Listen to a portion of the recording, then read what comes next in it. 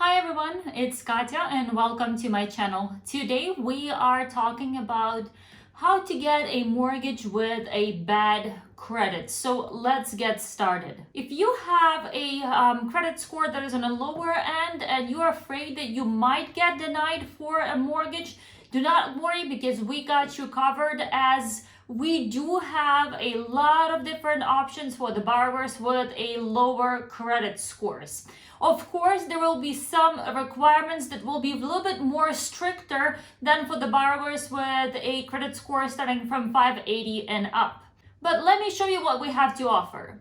First of all, I wanted to kind of start with a credit score ranges and how those are classified. As we all know, there are 3 different credit bureaus that are collecting the consumer's data, and based on that data collected, they are coming up with the credit score for the consumer. The first is Equifax, the second one is TransUnion, and then we also have Experian. Those are the ones that are used for a mortgage industry. Those are the credit scores that we are pulling when getting you pre-qualified for a mortgage, and those credit scores are ranging anywhere from 300 to 850.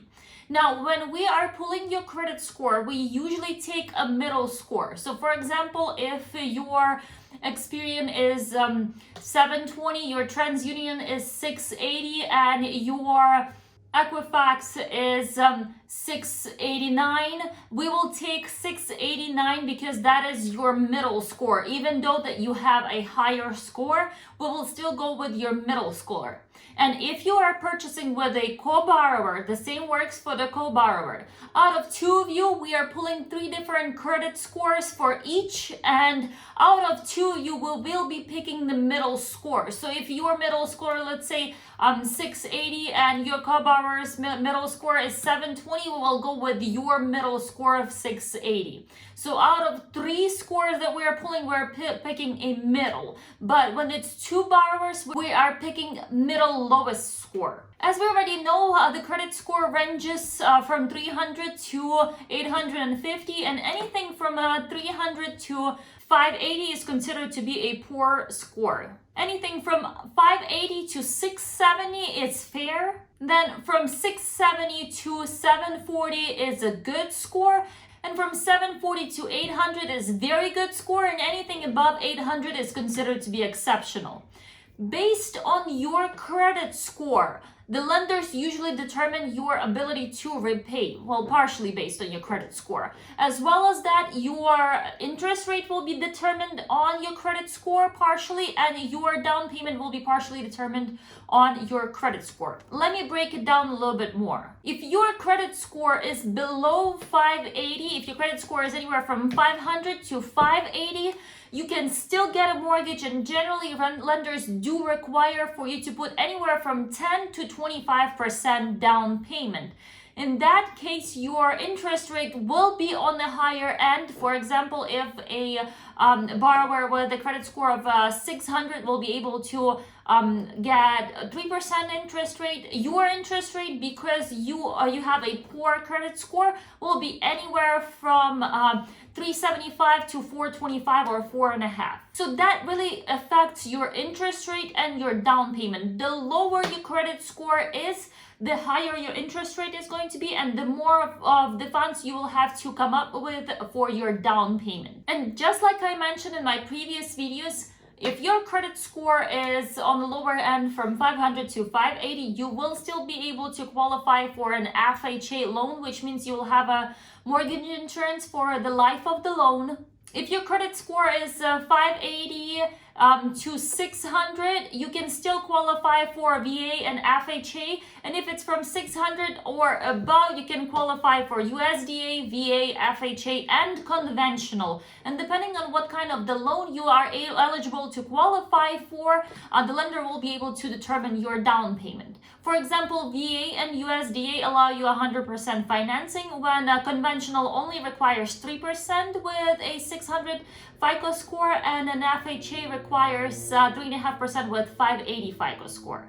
So having a lower credit score is not the end of the world yet. The lenders are still able to qualify you for a loan. You will have to find a qualified lender, first of all. Second, you will have to come up with a higher down payment. And third, be prepared because your payment on the mortgage will be on the higher end due to mortgage insurance and higher interest rates. So in the long run, you will end up paying more.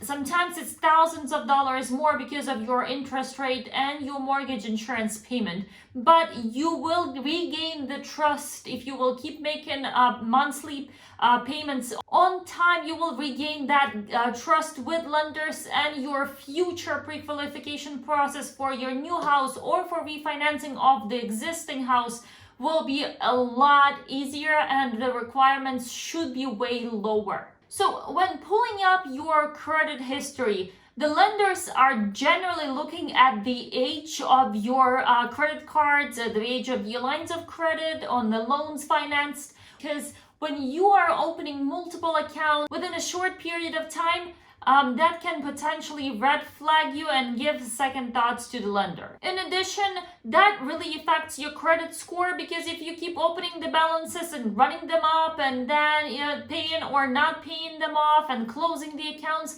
that is one of the factors that affect your credit score a lot.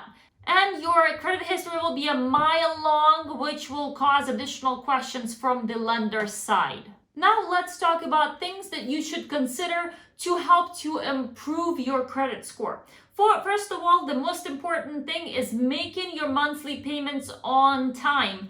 If you're not able to make a full payment on your credit card, for example, make sure to at least make a minimum payment required for that month. So paying your bills on time, making sure that you're making at least some sort of a payment on your credit cards, even if it's a minimum payment. Now, additionally to all of that, if you have any derogatory remarks on your credit history that are not yours, make sure to dispute them, because they are hurting your credit history. And especially if these remarks do not belong to you, if they were put there by mistake or anything like that, make sure to dispute that, because that will improve your credit history and your credit score.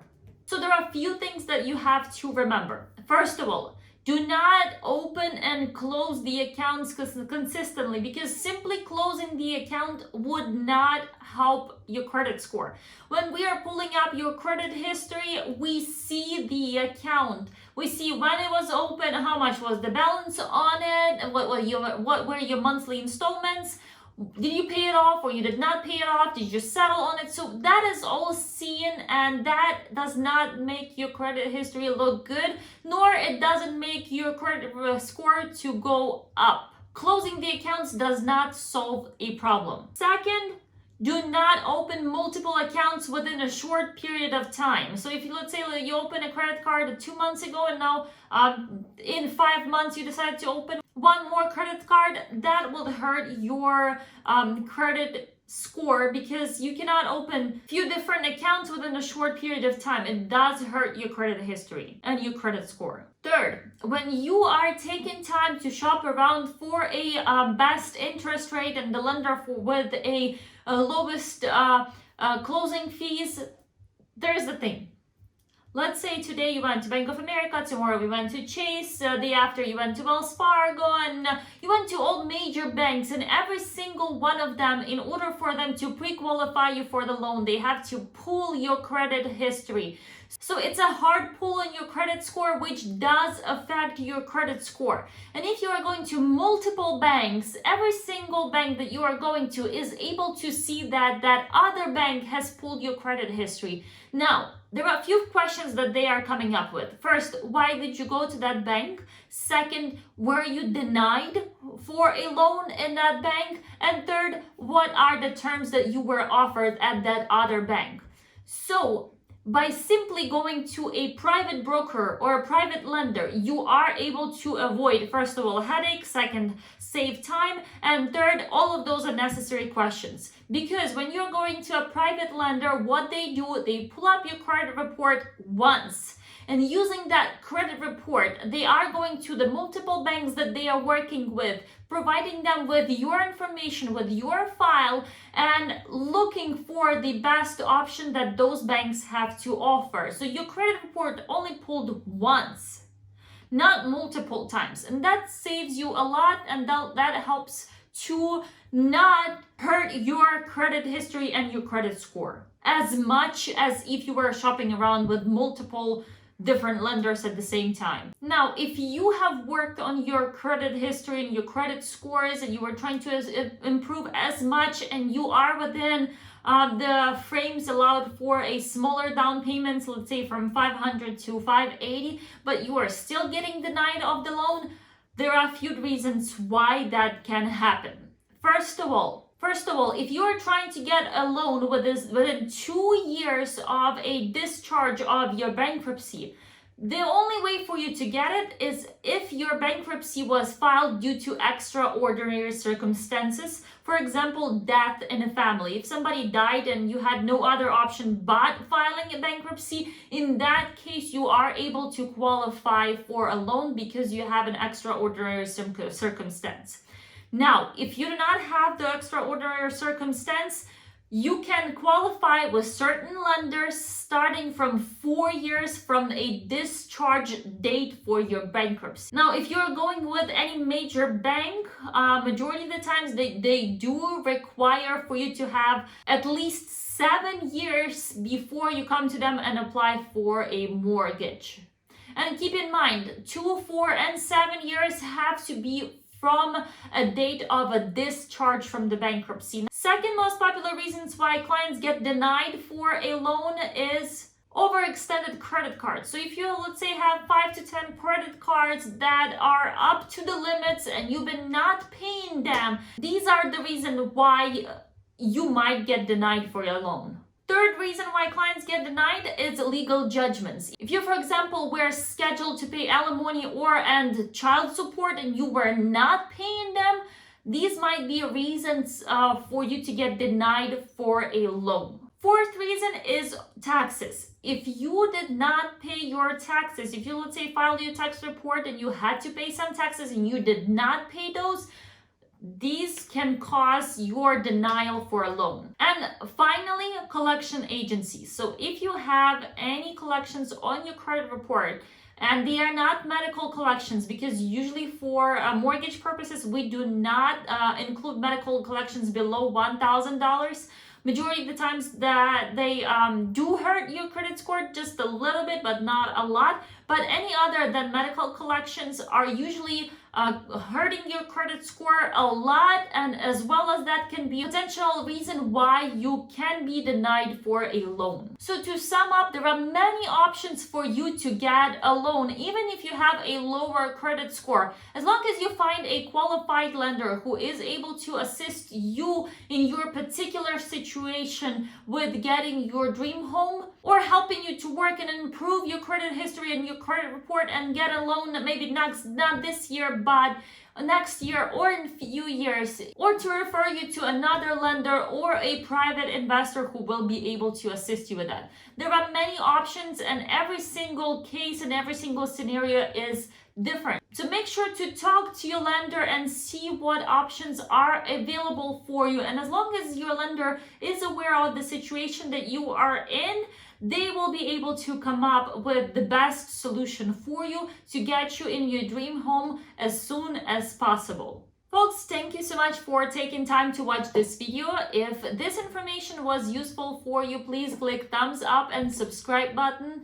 And of course, if you have any questions, I will be more than happy to assist you with answering those via comments below, via text messages, phone calls, emails, whichever is more convenient for you. Thanks again for your time, and you folks have a great one.